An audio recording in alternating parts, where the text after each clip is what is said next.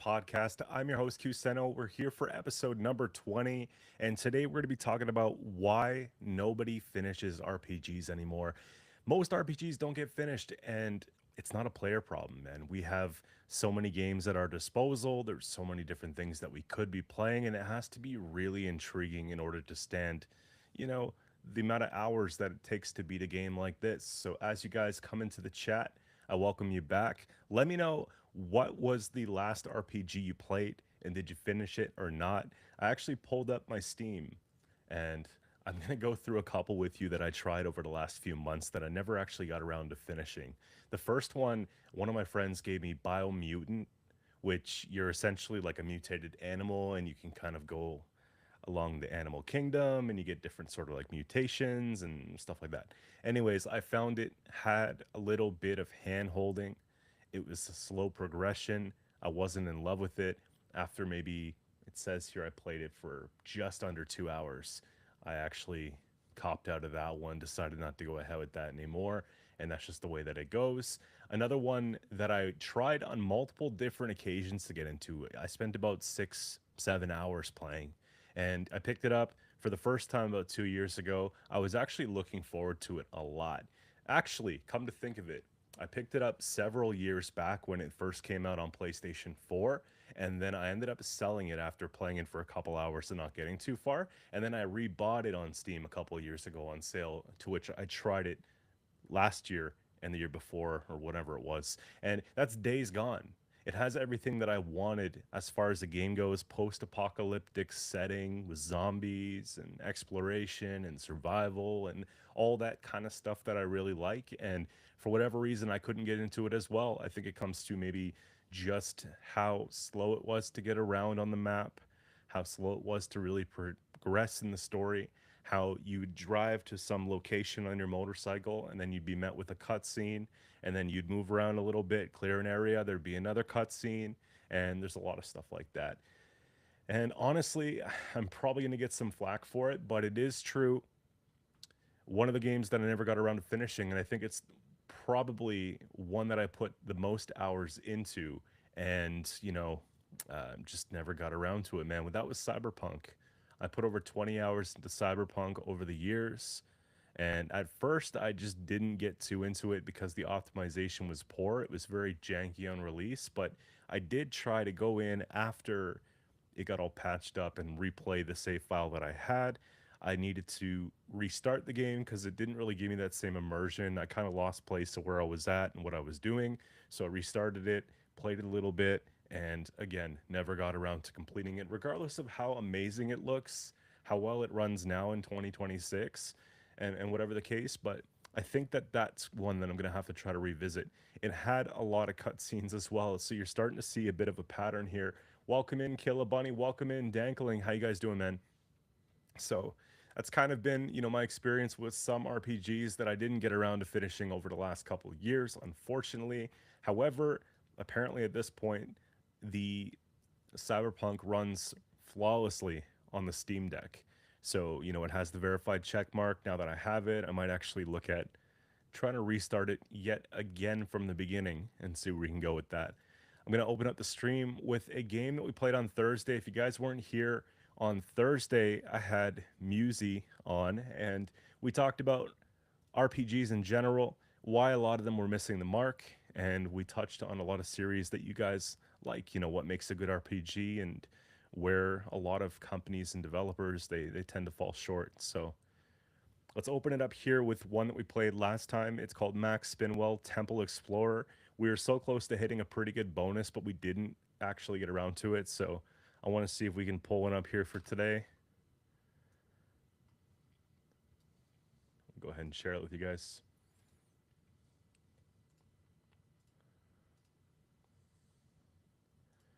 So what we did do, we sort of built out the skill tree here. So now we're pretty well guaranteed biggest bonuses when they happen.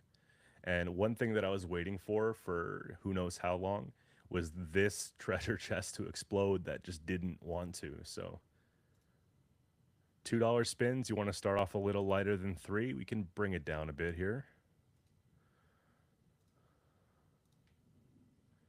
We were actually very up last stream, we net about $900 profit.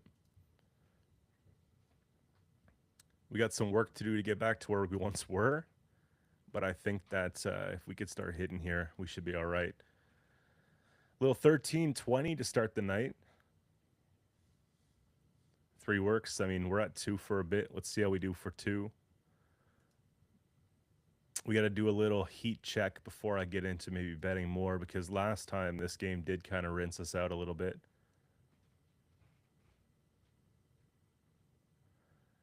And I hit some kind of bonus, right? It's a small bonus, though. Usually these ones pay out like $5 to $10. 40 cents keeps us alive. $1.60.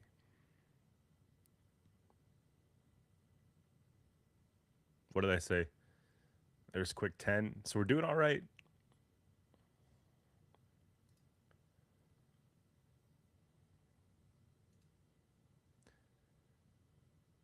But yeah, guys, grab a snack, grab a drink. We're going to be here for a little while. You know, let me know what RPGs you guys have been playing recently and whether you got around to finishing them. Curious to see what everybody's playing. Okay. Collect there would have been actually nice because we had nearly $20 on the board.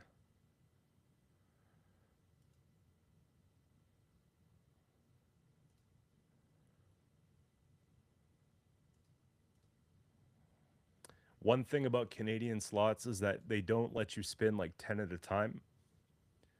I figured out that was like a Canada-wide thing, or at least Ontario-wide. Hopefully one day they let you do that, because sometimes I just want to click it once and sit back and let it happen, you know what I mean? So Super Scatter is actually teasing right now.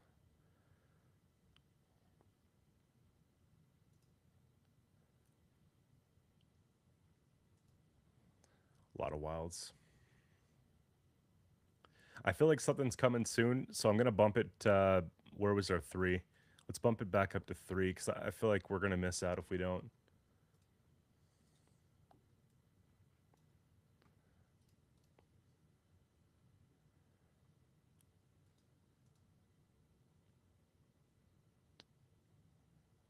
But yeah, going back to the longest RPG that I haven't beat, that I put hours into, that I can think of, would have been Cyberpunk in the last few years. And I do find that, you know, there is a bit of RPG fatigue going around, where developers, they want these games that are going to just have a ton of hours, but it's hard to stay engaged the whole time that you play, you know? There are certain games, round-based games particularly, that I feel like every time that I hop into a round of something, it'll feel like just as intense or whatever the case. So if I'm going to spend a couple hours a day playing something, I want that constant rush. Whereas, you know, RPGs, there's going to be a lot of time where you're doing something mundane, you know, just riding across the entire map or looting for one specific material. And although that could be therapeutic in its own right, I feel like, you know, for the casual gamer, it tends to miss the mark a bit, because, you know, you need to have that sense of accomplishment when you log on, right? You want to feel like you're making real progression in something when you log on. And, you know, if I say I sat down for 2 hours and picked weeds so I can make a potion, next time I hop on, you know what I mean? That makes it tricky. We got something coming in here. That's a lot of wilds. We'll take that, man. We're actually doing all right. The game is great. Hang to pop for an hour, run a delivery, then pop off. So you think you should maybe consider it like it's one of those things you just hop on and do a daily, quote unquote. Maybe look at it that way, like instead of grinding it out for several hours in a night and trying to just get through it, you just accept that you have to take more of a progressive approach to it. And just, okay, I hop on, I do a fetch quest, I hop off.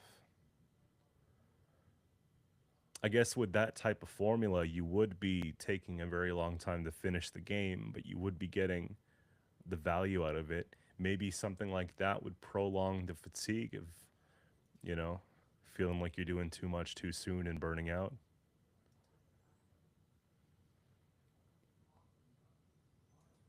450, we stay in there. I mean, we're kind of just in around the same. I could use a bonus though.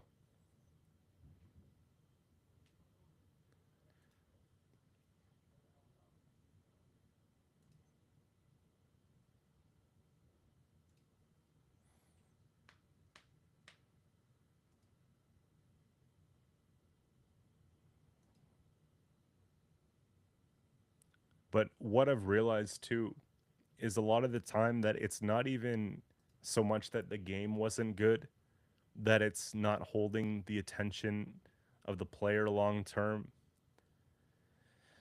It's just, again, it's probably the flow, if anything, right? Because there's so many, I'll play games that are critically acclaimed and everyone is talking so positively about, and I still feel that way. Or there's games that, you know, they cannot do wrong. Like a good example of that is Claire Obscure. I know it swept in the Game Awards for last year.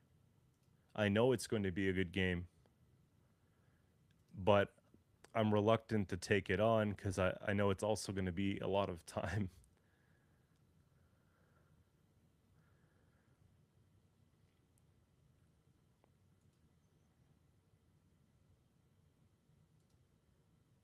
I don't know about you guys though. I do find there's a correlation between when I do find a good RPG that I could really get into and the amount of money I've saved that month. Because if you have the entertainment of that one game and that's all you feel like doing in your free time, then you're not spending money on the weekends and, that sort of thing. So I do miss that where, back when I was a console gamer only, I actually felt like it was a bit easier to stick to games because you'd go to the store, you'd pick up the game, and that's it, man. You'd go back home and now you try to get your money's worth. Whereas like now it just feels, I buy a game on Steam. If I don't commit to it or play it within the first 2 weeks, I can just return it, or whatever the case. Or you see so many Steam keys on sale on key shops and you're getting games at like a really good price. So it's almost like you don't feel the need to finish them as much. I don't know. That's just kind of how I feel about it. I look at like, okay, it's not that I bought the game, it's how much I paid for the game that will really kind of motivate me.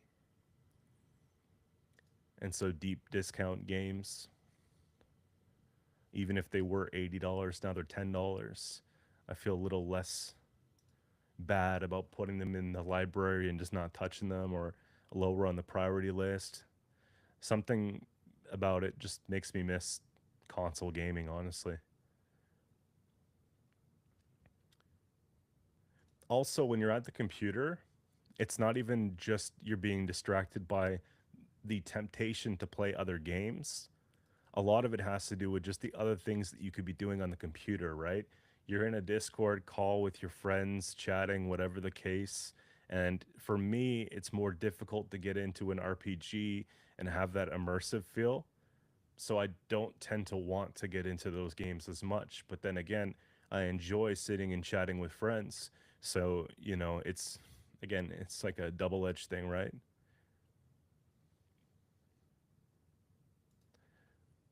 This game's not paying out, unfortunately.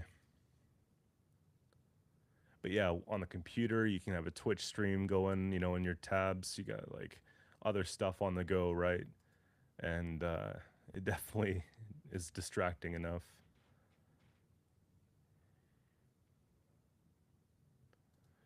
I see two for super scatters. I see two again for super scatters. This tells me I got to stay in. You still haven't beat E33. It's a lot and it's very slow.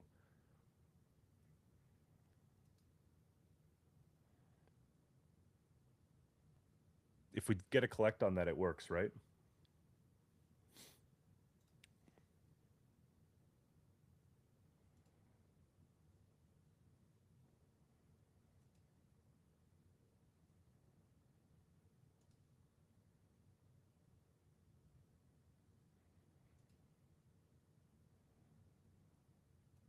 I don't know about you guys, man. It is really difficult to find. I feel like, today's day and age, like we're pretty busy people. Time does not feel as common as it did, at least when I was younger. Like when I was in my teens and early 20s, it felt easier to find the time to play games for hours on end. And now you got to worry about like all the other responsibilities you have and things you got to do when you're not working, that the games sort of take the back seat sometimes. So again, that's another reason why for me it's like if I'm going to get into a behemoth game, how long is it realistically going to take?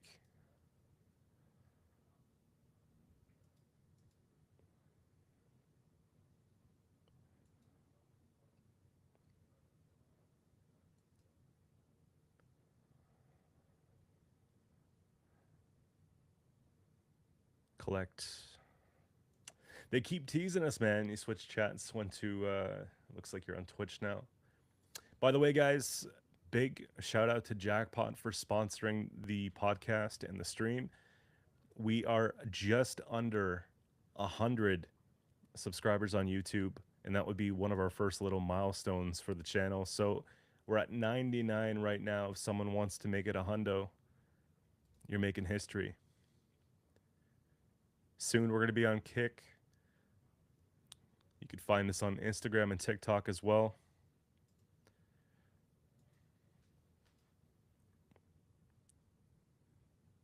That's not a bad start. Keep it coming, man. Oh, okay. At least we got a nice little hit here in the beginning. The problem is I'm down 200, so any bonus has to bring in at least 200 to get back into it here.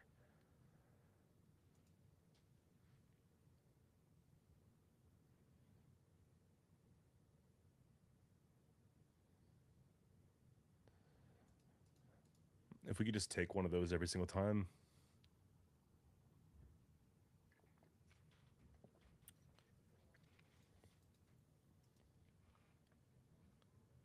This one's a money pit. I'm starting to feel like it is. Last time I played, it was the same sort of thing, but they're literally giving us hope.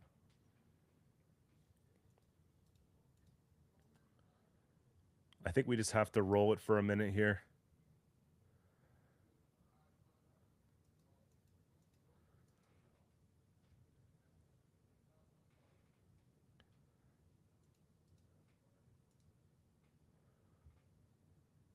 Okay, so we're negative 159. It's the comeback, you know?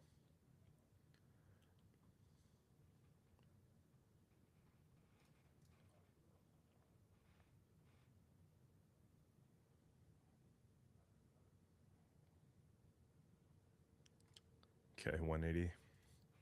Yeah, for me, one of the big reasons, like I talked about time being a factor with not completing RPGs.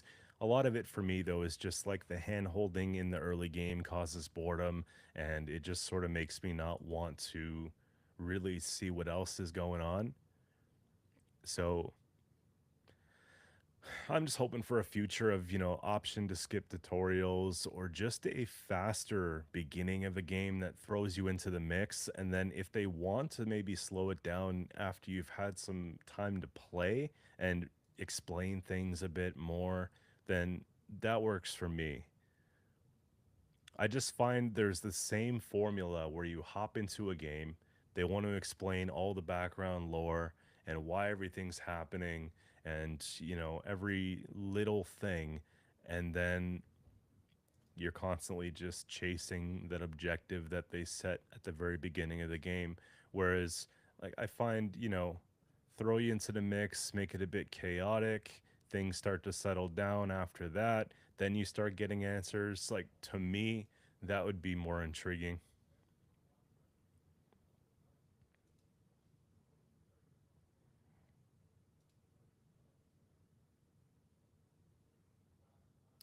I'm wondering if I should do a bonus here just to see if we can get some back.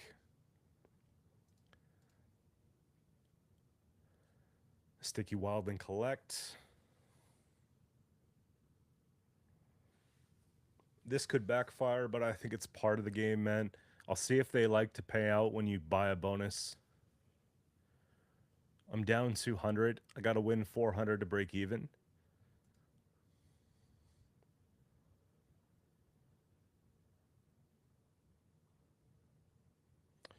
Roll a 2 if positive, go 4. Okay.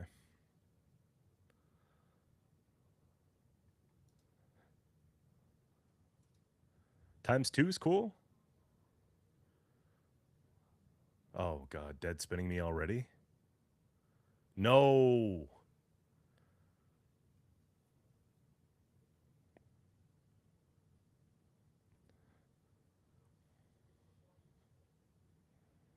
Remember, it's 200. We got to win back real quick. That's not that good.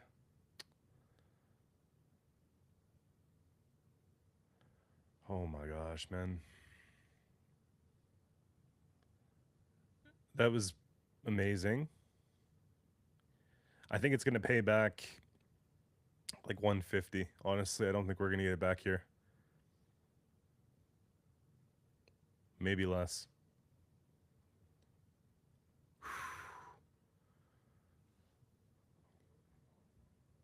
Okay, 5 times. Give me some juice. You said if positive, right? We actually made it back, so that would be positive. So we'll go back in like you said. I think that's not a bad idea.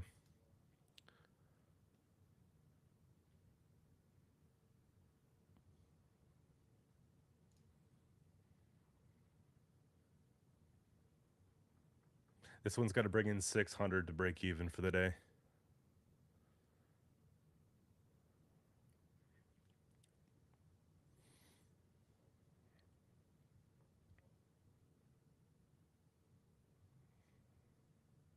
Oh, nice.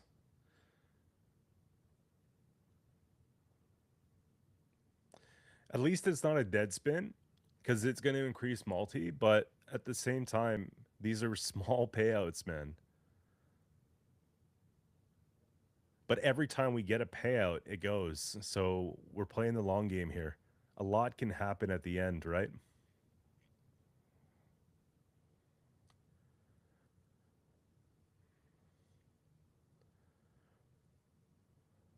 Now he's full screening it.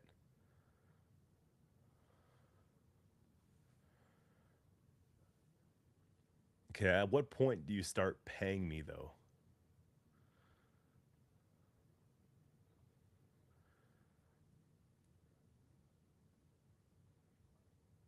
We've literally went 7 for 7 on this.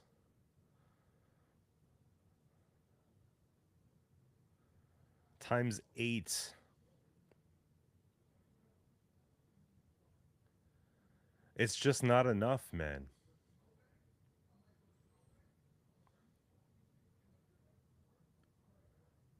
Yeah, like $20 a spin, $30 a spin. This one has to be insane.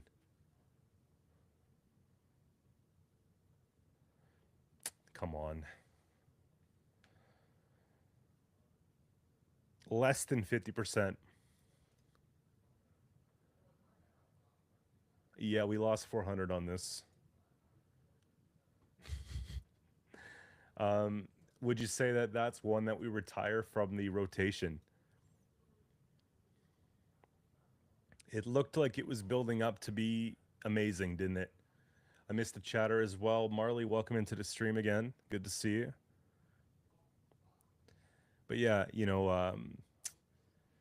again, time being a big one. RPGs, a lot of the modern ones are not respecting the time that we have to play the games. A lot of the target audience for the game is probably 25 to 35 years old. We see a lot of older players now, getting into gaming, less and less time to do so.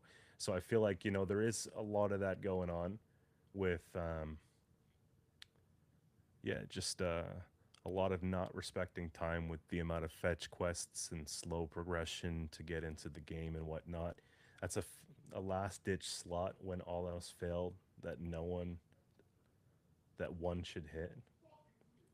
You would think so. You would think so. Um, but yeah, I mean, given that, man, just given the fact that we don't have a lot of time to play these games, I don't think the amount of hours in a game should be a real selling point anymore. You know, I think at one point it's all about just how many hours can my game take to beat, and now I feel like it's not that important. What's up, Zombie? Welcome in, man. Let's get into something else and see if we can win it back a bit. Kong 3 was paying out pretty hard recently. It's a very similar type of slot. I've had some good results on this one. We've had some juicer wins. So, let's go back into Kong 3 and see what we can do with this.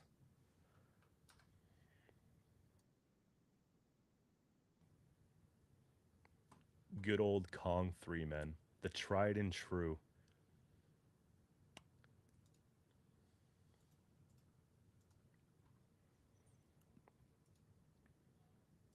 Okay, win me back $400. $400. Should I do $1 spins or should I up it a bit? We kind of have to play more aggro, don't we?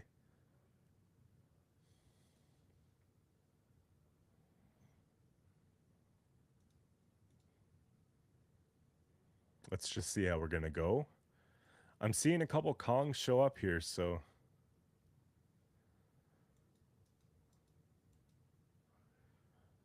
$5, $6 spins. All right, man. We'll do 5.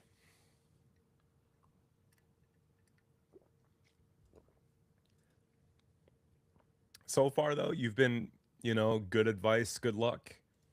So don't let me down today, man. We got to make it back.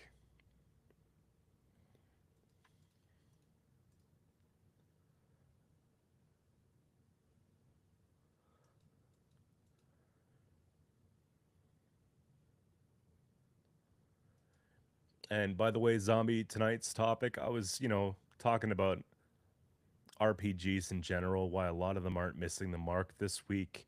And what was one RPG that you would have played over the last year or so that you didn't get around to finishing, and why was sort of the conversation that we're opening up with today?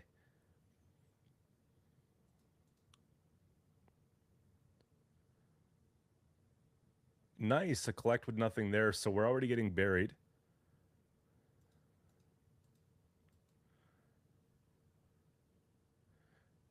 It's been a hot minute since you played Kong. I got one of my buddies on it. I watched him play it for a couple hours off stream last week, and so I wanted to pick it up myself again, and I generally do pretty well. I mean, some nights are not your nights, and it's starting to look like this one might not be either, but we have to see how it goes for a little bit.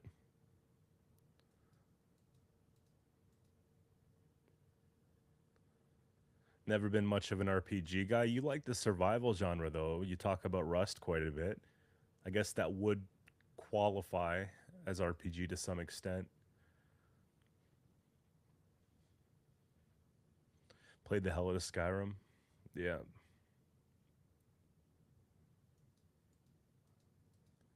Skyrim, I keep seeing people on subreddits talk about how they play Skyrim on their Steam Deck, and then when I go to the Steam store, it says that it's not deck compatible or verified. So it gives me fear of picking it up for the Steam Deck specifically if it's not going to work.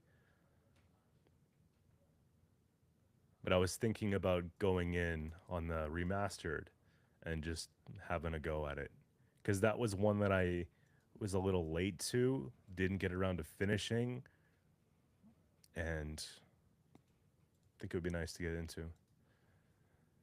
Again, it's a huge game.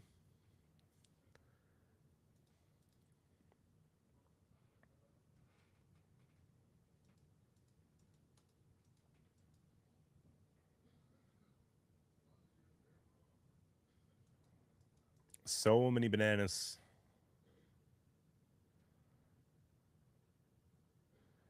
Nothing's really new. It all seems like recycled garbage with no playability, replayability. You're talking about just modern RPGs, right? it's very difficult to find something that hasn't been done in 2026, and that goes for anything.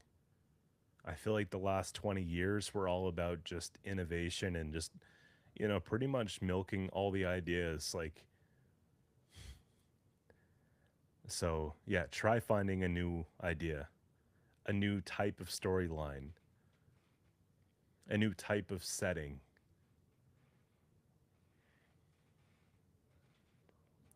I'm gonna go middle on this, all right? Treasure wheel, it's gonna be just a regular, degular spin.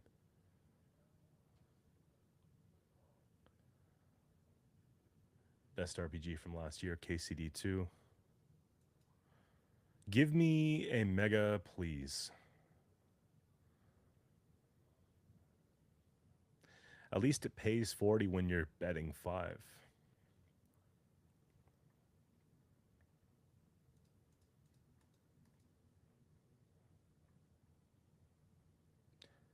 If Kong doesn't hit, I'm just going to go to 3-line slots.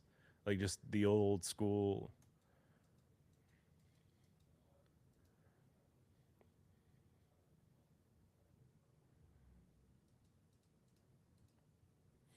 For those of you guys who weren't around on Thursday, we had a really good spin. It was on Steam Runners. We got a bonus that paid $1,113. It was crazy.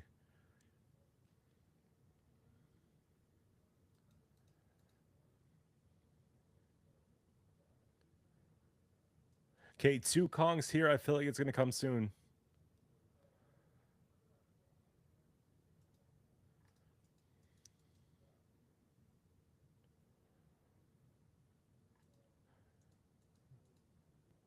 Hmm.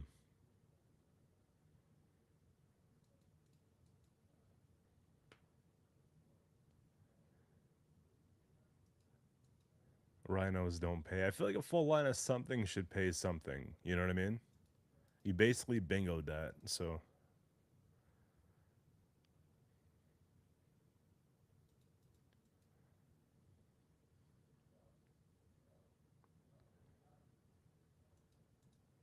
like 10 gorillas on the screen should pay something.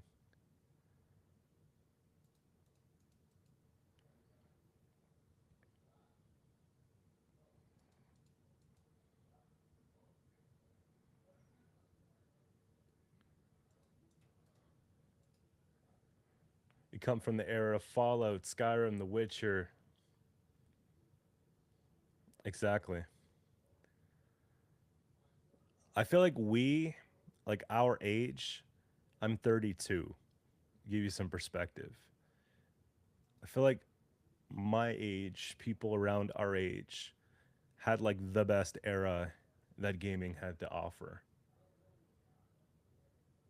Because if you were a kid, you probably got your hands on like a NES and a SNES and a Sega at some point, and you most definitely played like N64 leading into like the real first gen consoles being like the GameCube, the PlayStation, 1, 2, and then the original Xbox. Like around that time, it was peak gaming. And then obviously, actually, I mean, I say peak gaming, but I think it was really like the 360 PS3 era where peak gaming came into play.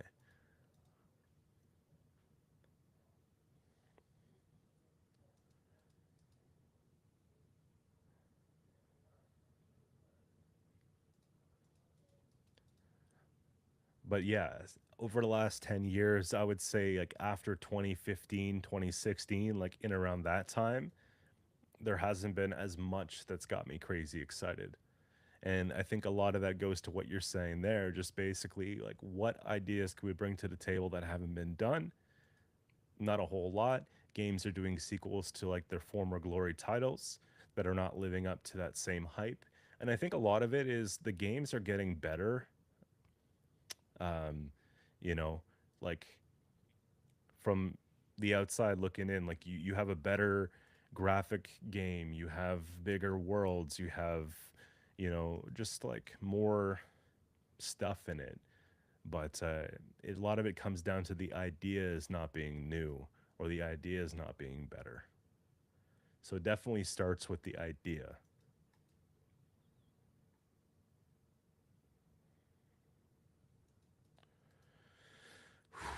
This is giving me a tough time, man. It wasn't about the money, there was pride. Also, I feel like the culture of gaming was just more fun. You know, going back to like the times where you'd line up to buy a title on release day and you'd get some incentive for doing so. Or they used to put out these magazines that were really great. You could buy them everywhere where it would tell you about like all the games that were coming up and the games that are popular right now and stuff like that. And then if you're lucky, you know, that issue of the magazine would have like a demo disc and you can play demos of upcoming games that way. So you know, it was like before my time with things like Steam and those marketplaces. And, you know, you're sitting there reading about a book, you're getting invested in the book. Also, they'd always have, they call it chapters here. Now it's Indigo. But, anyways, you know, at the bookstores, they'd have like dedicated books put out of for like RPG guides and like where to find everything everywhere. And I haven't seen a lot of those in the past few years either. I'm not too excited about this $80 because we have a long way to go, but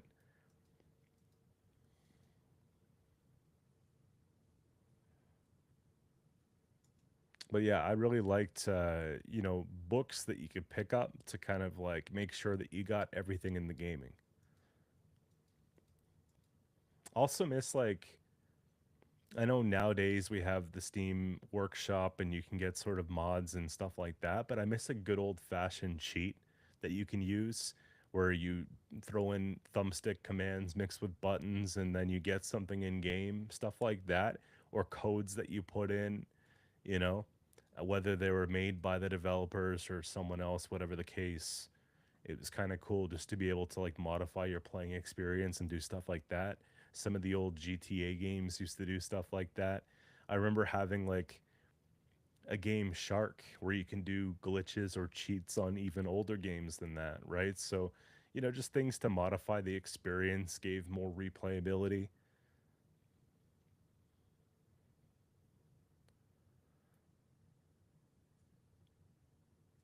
I definitely think it's a big selling factor. Games that enable more workshop stuff.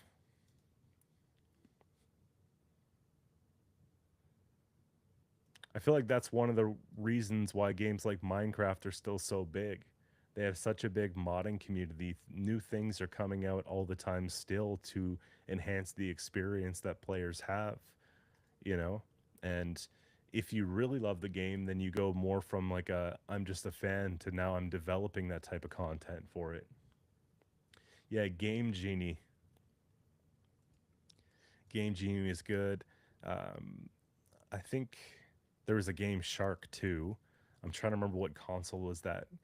Uh, Part of me wants to say it was for Game Boy, where it fit into the cartridge slot, then something plugged into it, but I don't remember exactly.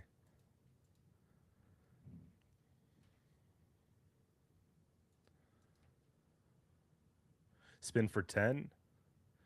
Okay. You think it's coming soon? We could do 10.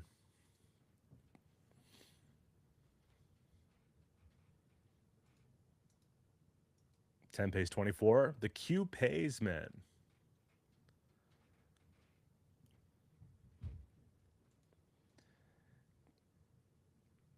Can you guys believe it's already 20 episodes of the SideQuest show, man? It feels like we just started the other day. It's been a couple months now.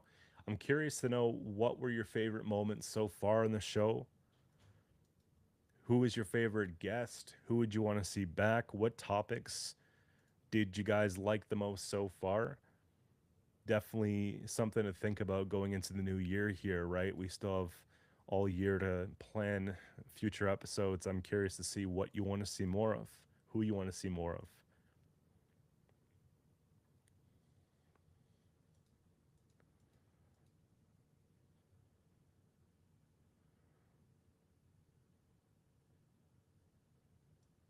PlayStation as well. Yeah. One of my favorite things was the Game Boy player that you had that you could screw onto the bottom of the GameCube. You remember that one? Where it added like an inch to the height of the GameCube and it would just like stuck on the bottom and there's like a cartridge spot there.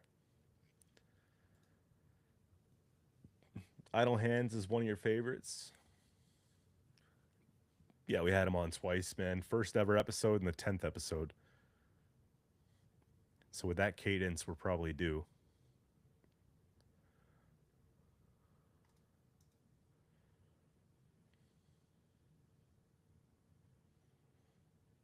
Of course, Lottie. We got 2 for Lottie. Come on, please, man.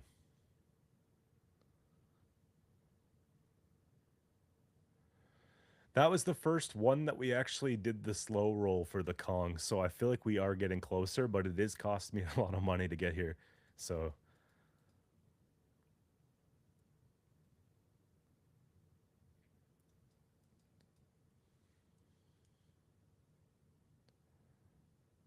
you doing it again. We're so due.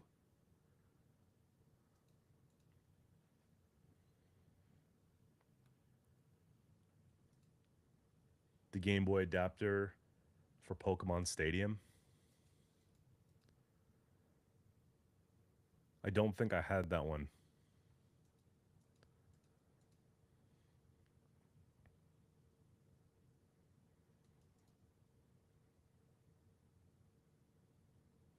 Windstepper and Kong.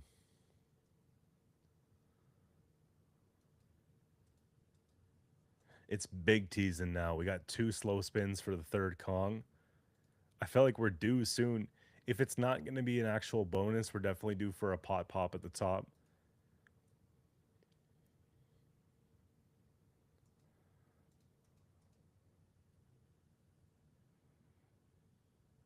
Ten more spins and switch to something else.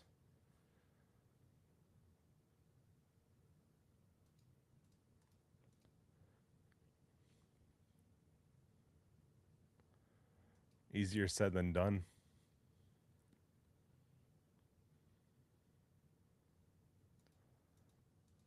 That's 3.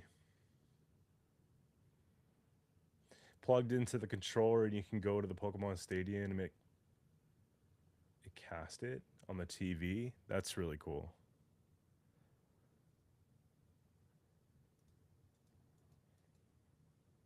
It's funny that now like any device that you purchase can cast, but back then it felt like that was the most innovative, game-changing thing.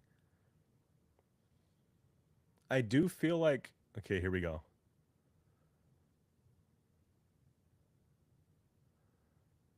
Uh, Gaming peripherals definitely got out of control though in the last few years.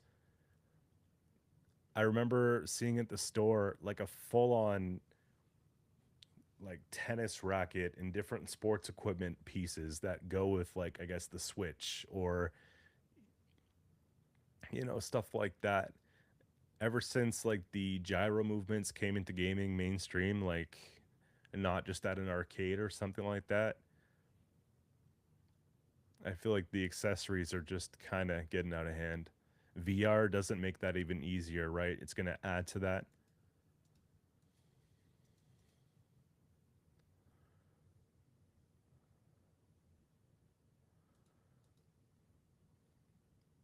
Would you guys want to play a full VR RPG?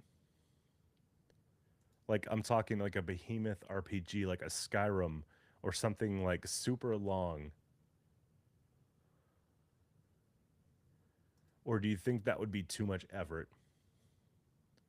I think it would be too much effort. I'm not a huge VR lover because it gives me a headache, but would you actually stand up for like 6 to 8 hours at a time so you could grind? It wouldn't be that long, but you know what I mean. Like for full sessions, you're just standing there, sword swinging, with a headset on. I don't know about you guys though. When I cover my head with like something that I can't see out of, like for example, a VR headset.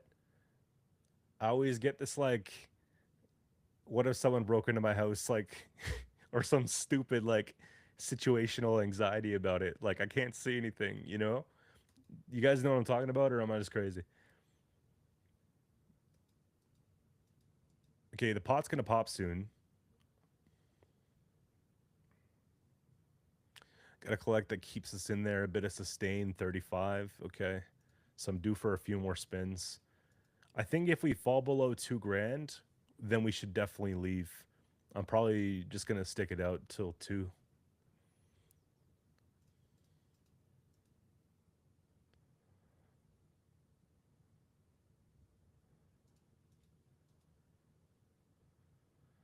You've trained for not having vision. How do you go about that?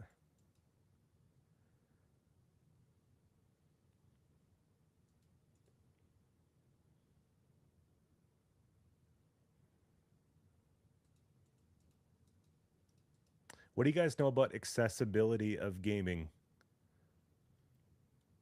I just started thinking about like what would I do if I couldn't see anymore? How would I play games?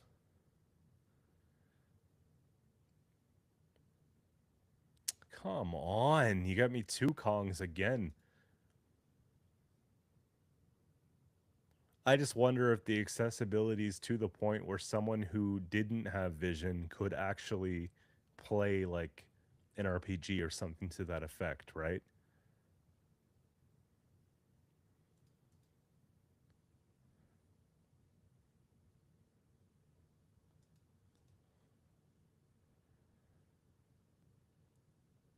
I've trained for not having vision, law enforcement, pepper spray, having to fight with no vision slash breathing. I can't tell if you actually got in trouble or if this is like a bit.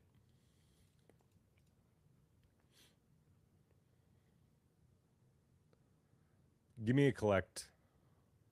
Oh, whoa. 1934? I didn't even watch it. Okay, at least I got something here. Jeez, I just watched it just disappear.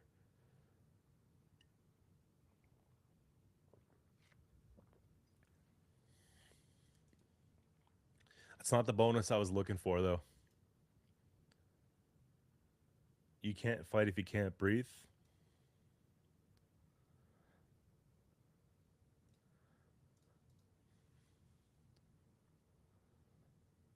Well, you could probably throw a couple holding your breath.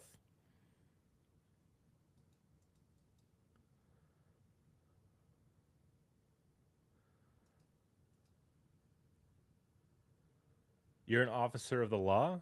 Oh, that makes more sense.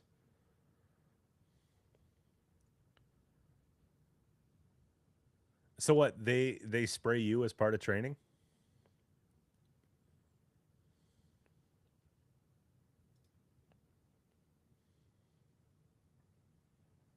Talk about immersion, right? If that's the way that it goes.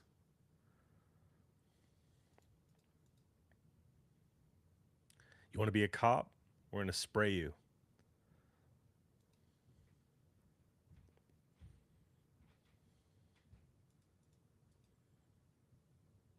You get to basically role play as the criminal, right?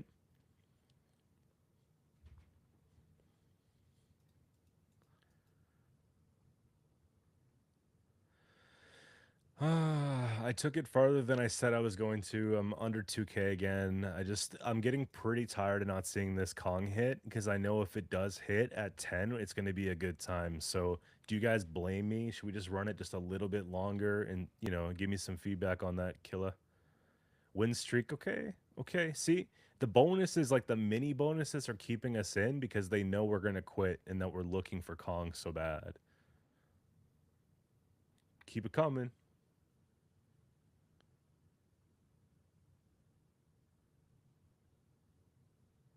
That sounds pretty intense.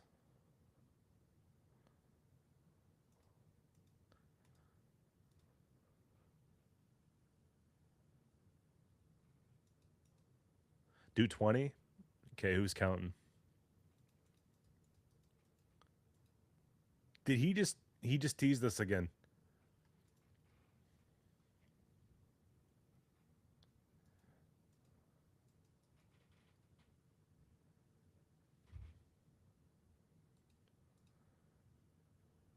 Four more spins?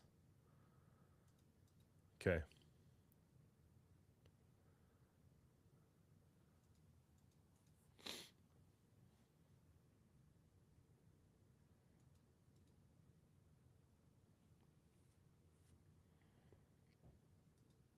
Oh, okay, okay. Keep it going. Gotcha.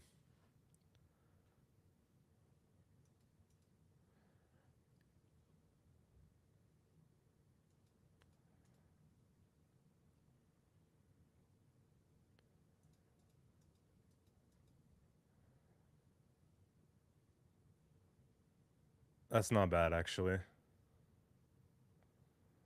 Kind of refunds the last 5 spins.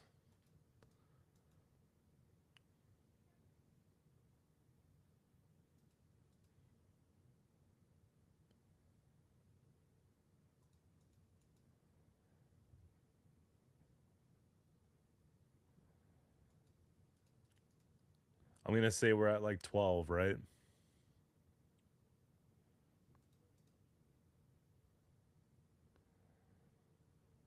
Again with the single Kong.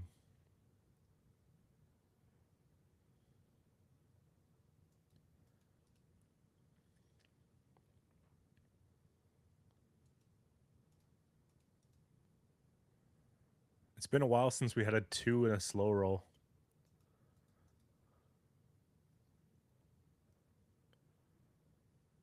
Do I up it for the last few? Or you think I just keep them? We got a bonus, like a mini one. Super collect is not bad because we got like some on the board here. 50 is on the board, right? Man, this is keeping us in. I'm gonna max it for 5 spins and then we'll leave.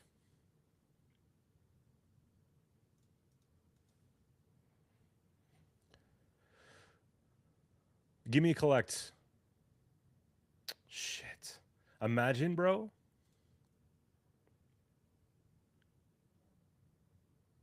Keep running at 20s.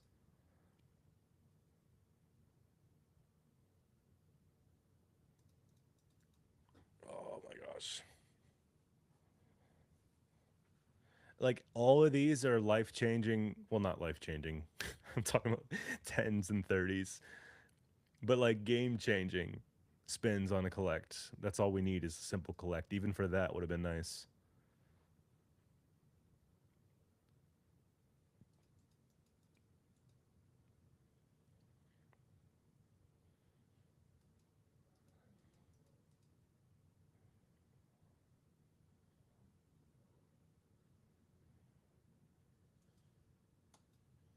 Yeah, what is money?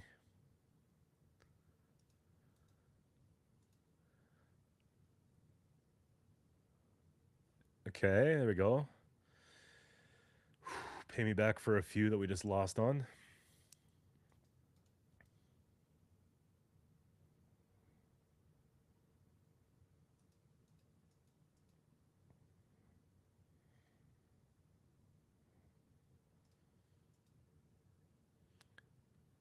$1,500 is the stop. Okay, I could do that. But like, man, it's just like I'm seeing these 300s just sitting there. That's almost paying a mini.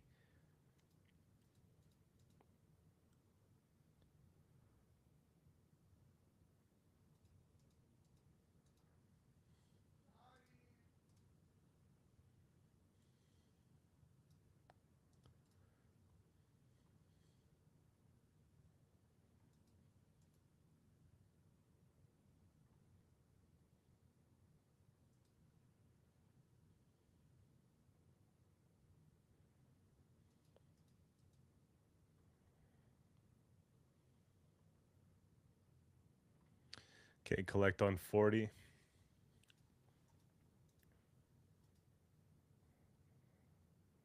I wish this game would give me more hand holding like a modern RPG. You know what I mean? Like, just give me a Kong already.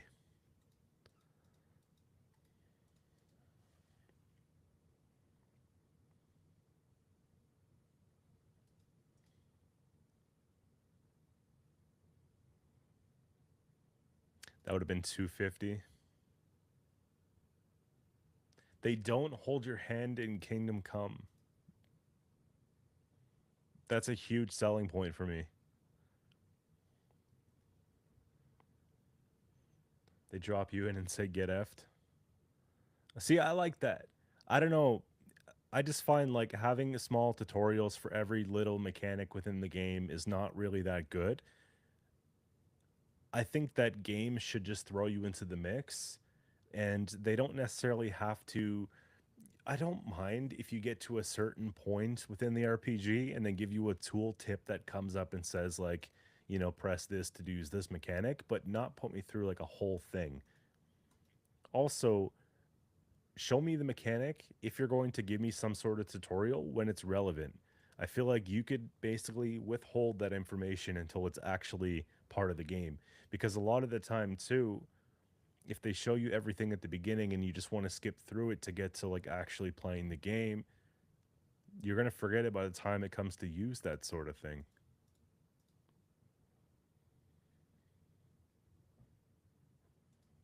Another behemoth, huge game that I didn't get around to finishing that I've tried on multiple occasions, which I think actually I've put more hours into without beating than Cyberpunk, would be Zelda Breath of the Wild.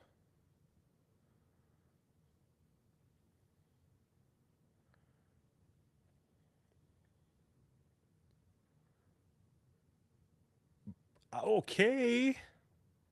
A quick 600. You know what's crazy? Is that that wasn't a Kong bonus, but that just won back everything that we came in here pretty much, right? Close to? Close to. We're still down for the day pretty bad. We're down like 800 on the day. Because I think we're at 3,000.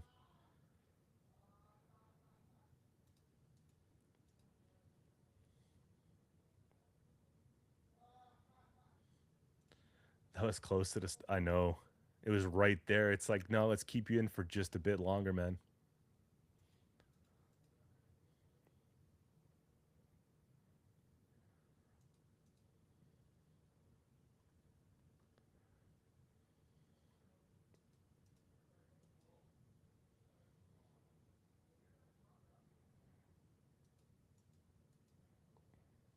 Kind of on the topic of Kingdom Come, because I know you have a lot of great things to say about it.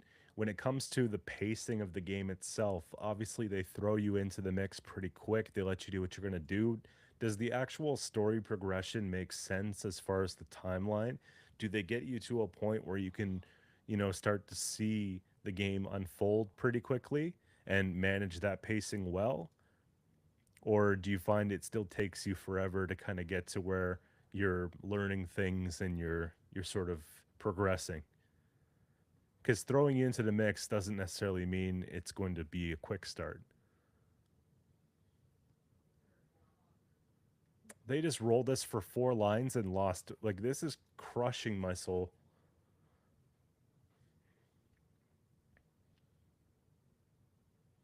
Take 50 back. If you could just drive through the story, you will struggle. Side quest is everything. Would you say that the side questing adds to the experience, or is it just a lot of fetch questing to get material? Because a lot of that I find is kind of one of the things that holds me back from a lot of RPGs. I know the quest lines in games like The Witcher, the side quests, that is, a lot of them I actually almost prefer than story quests. Like, they did an extremely good job with that game and series in particular with the side quest content. But then you play certain games where it's like, take this package to him, go collect your money.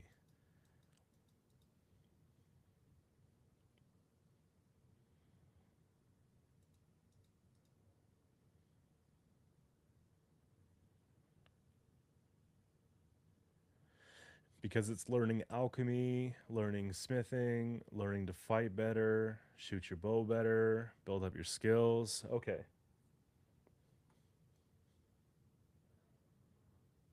And would any of the quest lines be related to the skill development itself, or Is it just gathering materials or resources to do things with that?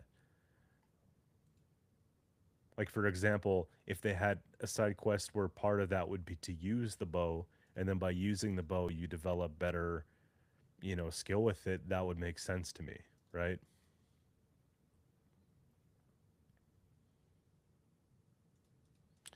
We're losing it all again.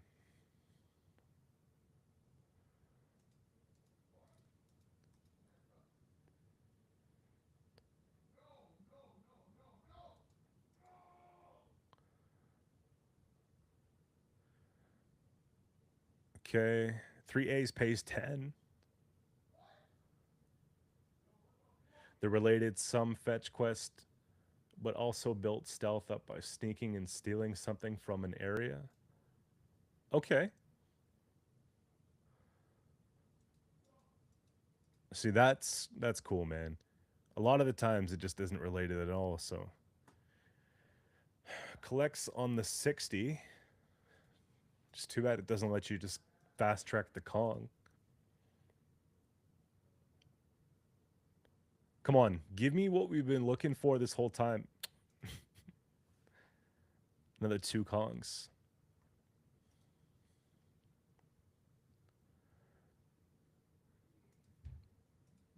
Quick little 100.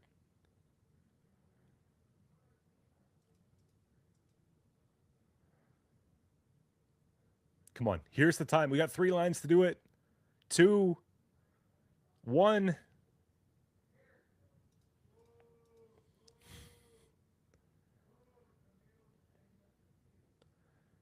Collect would be amazing.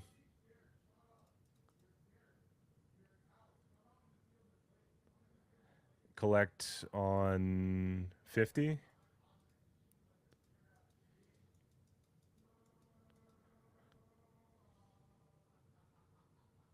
Okay, we got 3 lines to do it again.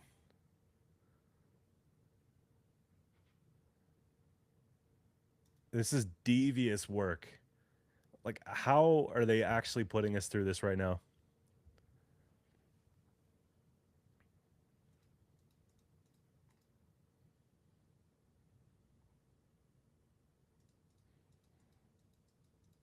I feel like Monkey's gonna pop out soon, so at least there's that. Those have been paying around 100, so it'll kind of...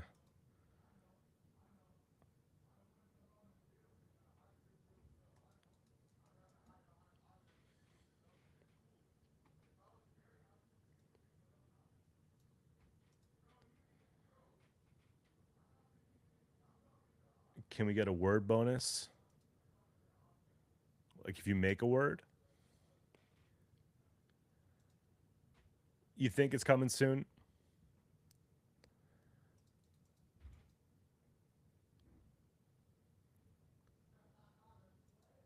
I'm getting carpal tunnel, man, from all these clicks. I'm telling you.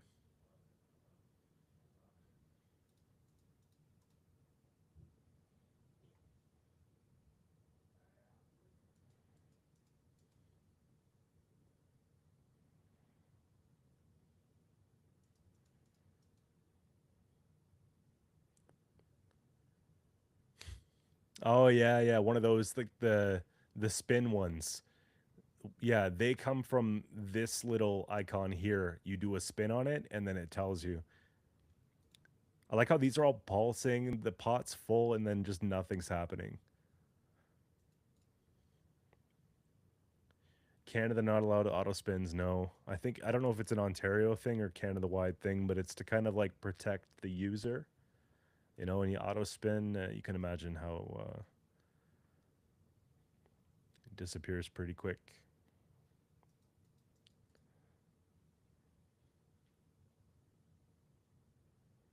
Yeah, so if we got to collect on that, we would get a spin for these.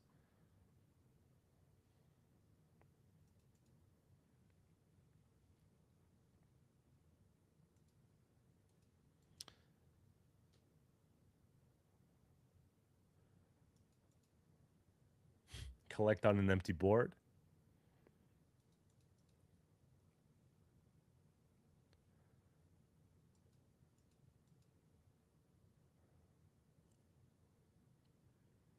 Yeah, things are just turning up at the wrong time. Here we go.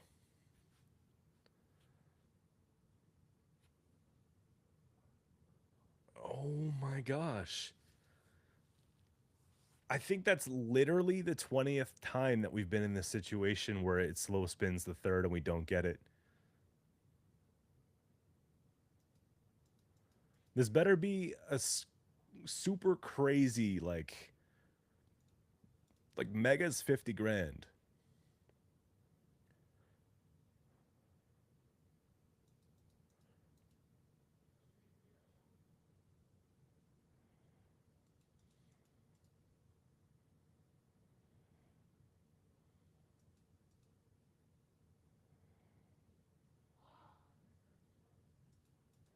You think it's going to be a really good bonus?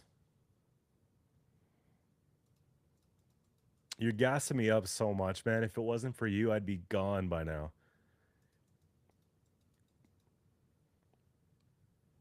You think 13K minimum off this one, eh? You do have a knack for calling things, though.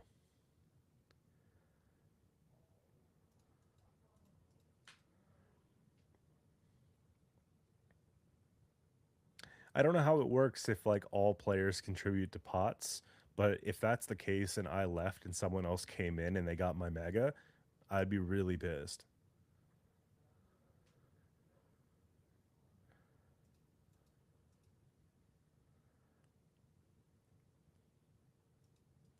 It's not problematic if you're winning, right? It's only a problem if you're losing.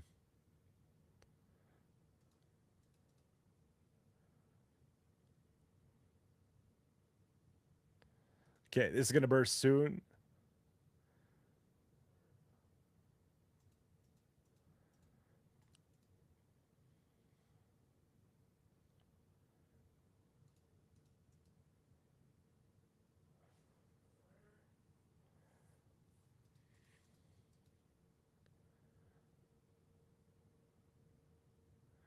Legit, what is my cutoff point? Until I have to deposit?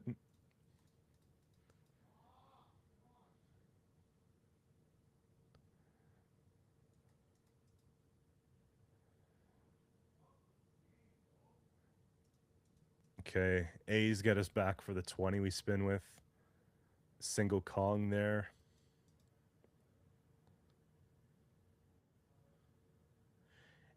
If only I didn't spend my whole wad on DoorDash and CSGO crates. I mean, it kind of sounds like money well spent, bro. Okay, we got a little mini bonus here. Again, not a Kong one. Sometimes you can pick the one that gives you a pity Kong. I'm gonna let you guys decide. Are we gonna go left, middle, or right?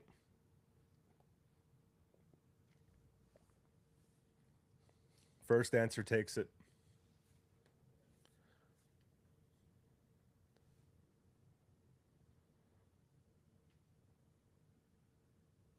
We got one for middle. Hidden treasure.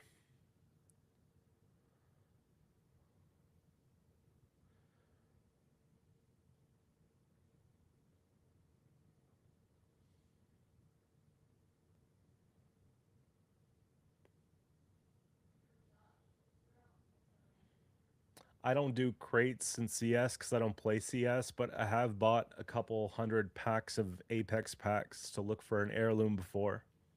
So I know what it feels like. Collect on that is not what we want at all, man. It's like all that for 60 bucks. Okay, there we go.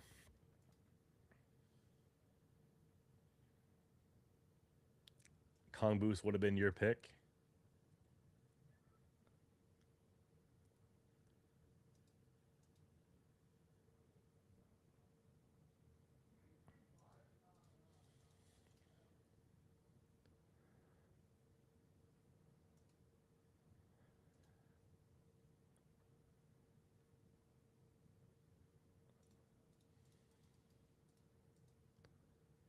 Okay, we just got like a random one. So you said left. I don't think it's gonna be left. I think it's gonna have to move, right? I'll let you pick this one, man. Where are we gonna go with this?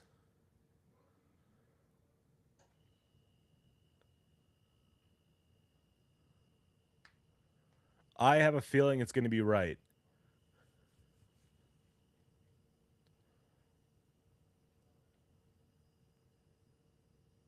But then again, everyone that I pick seems to be the wrong one. So you tell me. I'll give you 5 seconds to get your vote in. Otherwise, we're going right. Middle again? Okay. Kong Strike. Okay, good thing I didn't pick the right side. It probably would have just not done anything for me. The little treasure spin usually just lets you hit a mystery hunt or whatever they call it, or mystery island, and it only pays like $40. So we got 130 off that.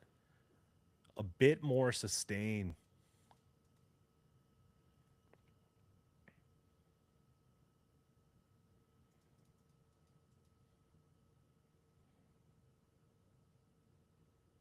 I feel like I've been playing Kong longer than I've been playing certain RPGs on my list of games.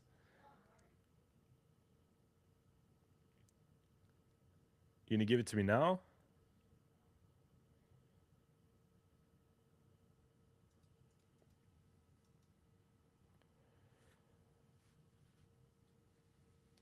I'm starting to think it's never gonna happen, bro. I think we broke the game, quite literally.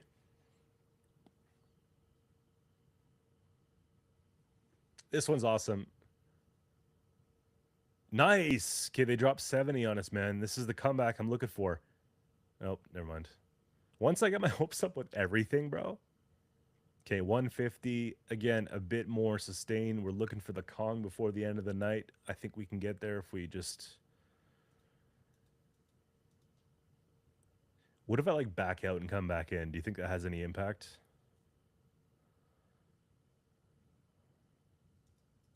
140.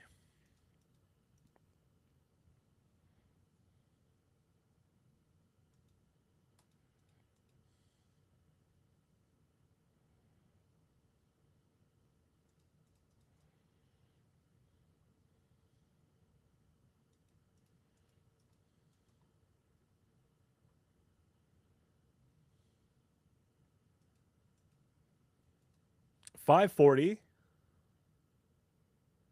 I did not think that these would pay that much. But 27 ways pays. Actually, the combo for that looks really good.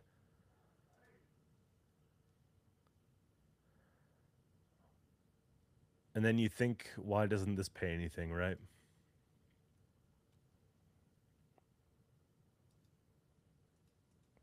80 on that. Did we just hit where we're supposed to be for once?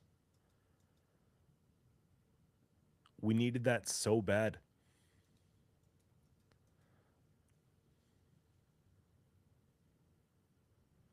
Two Kongs again.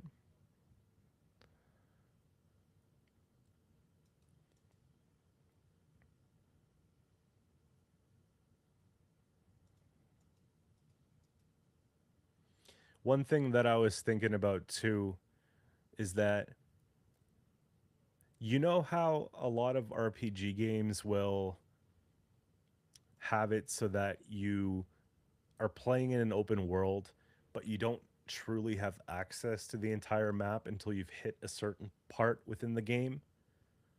And then there are other games where you're able to go wherever you want, but there's probably some areas that you shouldn't step foot in because you're not strong enough to be. I like the second approach. I don't like when certain areas are blocked off that you clearly have to work towards because I do feel like the freedom to be able to explore where I want to go and learn the hard way, kind of like right now, is definitely my preferred way to go about things. Do we get it?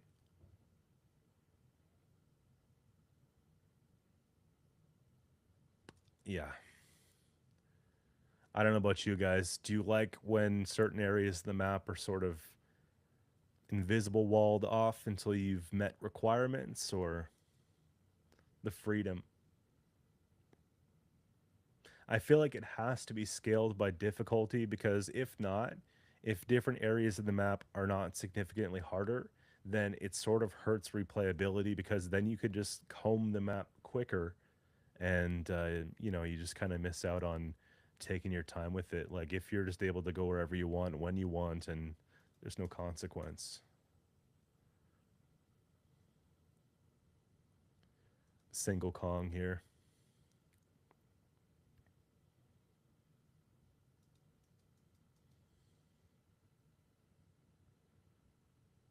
I love the what the fuck was that ass whooping, to be honest. Yeah. When you go into an area and you see like the red title of the enemy above their head, or it shows like an absurd power level, like you're level 5 and you see like a level 50, and you get kind of squeamish, you know? You're like, this thing cannot touch me, man. I will like get one shot from this guy. And it's just like a regular mob boss, like not even boss, just a regular mob creature or whatever it is. I feel like that type of thing makes me motivated, right? You run into those little altercations there, you get snuffed by just a regular old enemy, and then you want to come back because when you finally hit that area and you're prepared, you're like, take that shit. You know what I mean? Just here we go again. That's how I feel about this game. It's going to be hard to come back to Kong after tonight. That's why I'm really hoping it gives me something nice here.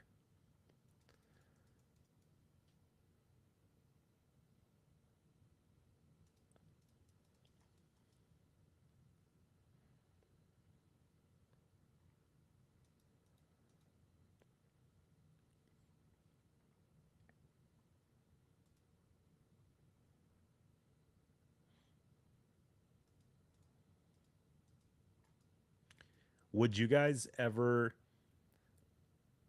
do side quests if they didn't directly help with progression to the character or the story? For example, I'm going to go left. Like the side quest has a unrelated, maybe it has some lore about something else within the game, but it doesn't really give you any sort of major character updates. Maybe you get money in game for doing the side quest, but that's really about it. Or does it have to directly relate to leveling up your character or close enough to the main plot line for you guys to want to be involved in it?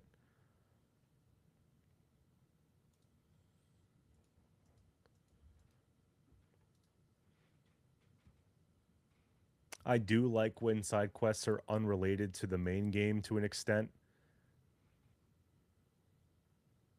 I do like as well where some of them are insignificant because you can choose whether or not you really want to do that right now or whether you want to go back after the game's over. It'll all be the same. I don't like when progression is blocked by side quests where you have to earn a certain reputation within the area to be able to proceed. Like for me, Far Cry does this a lot. Sometimes you're like, I just don't feel like doing another fetch quest right now to progress the story, to be honest with you. There's a lot of like drop off quests in Far Cry's or like area clearing to develop reputation to then, get the movement. I don't know. I guess it feels like you're working towards something slowly. You love side quests, you love being engulfed in a world and having all the storylines to follow. All the unrelated storylines to follow, right? Like ones that are just to me like a side quest kind of would demonstrate how different people within the universe of the game you're playing sort of live their lives. having different perspectives other than your perspective as like the protagonist with the main plot line would be, cool, right?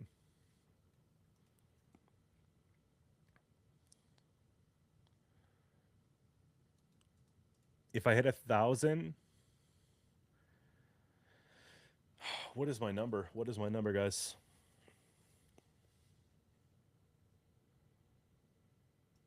We'll do five more. We'll do five more if we don't hit a big pay, and then we're gonna call it there.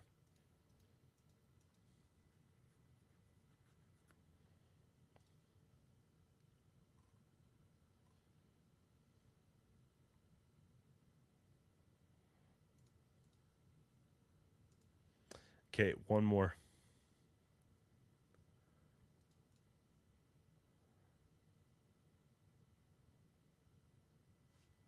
How to lose $1,100 on Kong.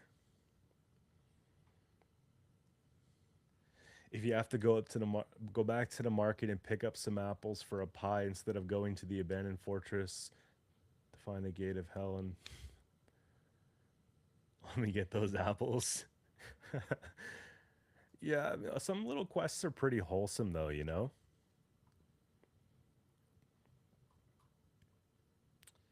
That slot took us for a total run, unfortunately. But yeah, just kind of going. We talked a lot about different RPGs and sort of things that they do right, more so in the last episode. Today was more about things that they could do better, some of the flaws of modern RPGs.